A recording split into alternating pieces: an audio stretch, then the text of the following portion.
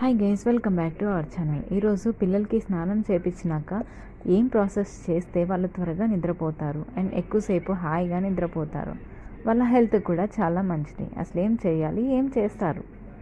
స్నానం అయిపోయిన తర్వాత చక్కగా ఒళ్ళంతా తుడిచేసి, ఈ రోజుల్లో ఇంట్లో పొయ్యిలు అయితే ఉండట్లేదు, మనకి ఇవన్నీ అవైలబుల్ ఉండవు కాబట్టి గ్యాస్ మీదే బొగ్గులు మనం కావాలి, పిల్లలు ఉన్నప్పుడు కావాలి కాబట్టి కొనుక్కోవచ్చుకోవచ్చు.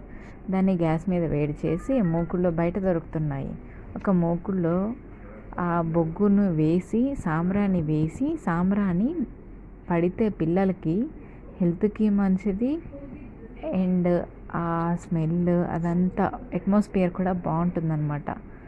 పిల్లలకి జలుబు, దగ్గు అండ్ బయట నుంచి బ్యాక్టీరియా కూడా త్వరగా అటాక్ అవ్వదు. ఇది రోజు పిల్లలకి చేయడం వల్ల చాలా మంచిది. అండ్ పురిటి ఇల్లు కూడా డిఫరెంట్ స్మెల్ వస్తుంది ఇంట్లో, అది కూడా పోతుందన్నమాట. మన ఇంటికి కూడా మంచిది. పిల్లల్ని ఇంకా చక్కగా స్నానం చేపించేసాం కదా, బొట్లు అన్నీ. మా మమ్మీ అయితే చాలా బొట్లు పెట్టేస్తుంది అనమాట, దిష్టి తగలకూడదు తన మనవడికి అని చెప్పేసి. ఇక బొట్లు పెట్టేసి పౌడర్ అన్నీ రాసేసి చక్కగా బట్టలు వేసి దిష్టి అయితే తీసేసింది. మిరపకాయలు, బొగ్గు, ఉప్పు.